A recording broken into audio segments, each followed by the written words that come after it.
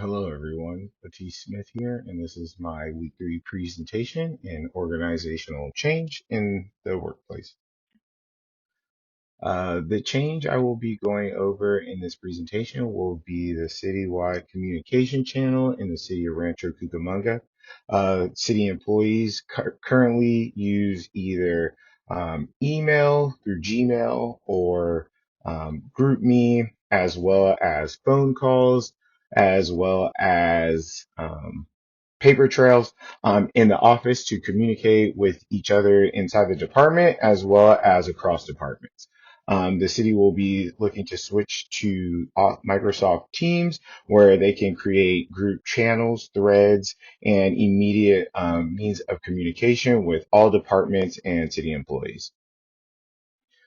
The overarching theory for this organizational change is going to be Gulick's theory of Pause Corp, where the organization decision makers will be planning and organizing as well as budgeting for the transition to Microsoft Teams. And the other platforms that they use, they are free. So when we look at budgeting, this is going to impact the city as they are going to have to pay for these Microsoft licenses. According to Taylor, this will become more efficient as it'll create one stream of channel in communication for the organization. And according to Chester Barnard, these channels of communication will be more clear as there will be a chain of hierarchy within the departments. They'll be able to reach out to managers more efficiently, as well as be able to see their fellow peers across departments and communicate with them in a bit more informal channels just to be more efficient and get items done due to public's request. Um, while this may not be the best decision for the organization financially, we kind of maximize the utility according to Herbert Simon, that it does create a more efficient work environment, which will assist the community in getting things more done, such as like public works going ahead and posting, maybe, or a community member posting a pothole. Someone from the marketing department will see it, and then they could go ahead and forward that picture via Teams over to Public Works, where they'll efficiently be able to resolve the situation for those who are commuting. The next component of this organizational change is going to be recruiting and training. The recruiting part is really recruiting actually the office workers into buying into the system, using McGregor's theory Y about managers who are believe that their employees are on board and interested in making this change. They will be a positive leadership style approach to incorporating groups into wanting to use Teams instead of their old channels of communication. This collaborative effort, according to Follett, will increase the organization's inclusion as they will sometimes have members in the organization who are not technological savvy. This will allow them to kind of get more ingrained and incorporated into the organization.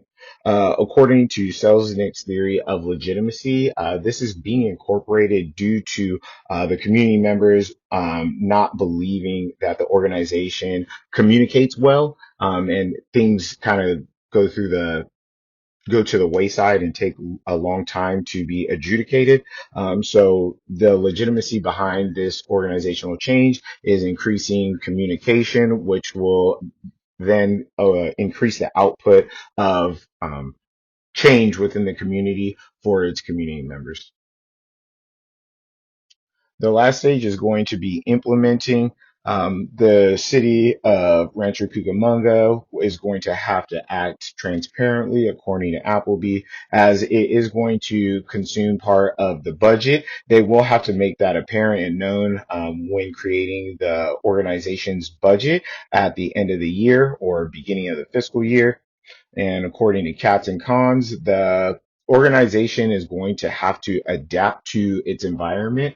Externally, it was called upon them to make a change as they needed to communicate better. And then internally, those who were not on board are going to have to opt into being on board as it'll be for the betterment of the community. According to Limbaum's decision making, as we see, this decision is going to enhance the communication within the organization across the departments and internally. It'll also go ahead and display the hierarchy within the organization, and those channels of communication are going to be more clear as they are actually going to be listed literally in channels. So they can make separate groups for each department or whatever needs to be communicated. They can add as many people to those groups as they would like. This concludes my presentation, and thank you all for listening.